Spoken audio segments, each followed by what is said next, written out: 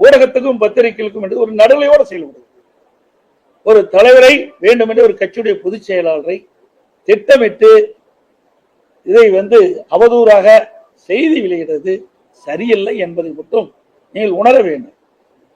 இன்றைக்கு பத்திரிகையும் ஊடகமும் நாட்டு மக்களுக்கு செய்தியை கொண்டு போய் சேர்க்கக்கூடியவர். இன்னும் சொல்ல போனா சொல்லக்கூடாது, வருத்தத்தோட சொல்றேன், இனிமேல் ரெஸ்ட் ரூம் போனா கூட உங்களுக்கு சொல்லிட்டு தான் போகணும். அப்படிப்பட்ட நிலைமைக்கு இன்னைக்கு அரசியல் போய்விட்டது. இனிமேல் நான் பொதுச் செயலாளர் ரெஸ்ட் ரூம் போனா பத்திரிகையில் உடனே இந்த ரெஸ்ட் ரூம் போறேன்னு சொல்லிட்டு போக வேண்டிய நிலைமைக்கு இன்னைக்கு ஒரு சூழ்நிலை ஏற்பட்டு அச்சத்தின் அடிப்படையில் சொல்றேன். இதுல என்ன இருக்குது? இது ஏன் இவ்வளவு பெருசு பண்ணி இத முதலமைச்சர் இதுல பேசுறார், எங்க கூட்டத்துல பேசுறார், கரூர் கூட்டத்தில் பேசுறார்.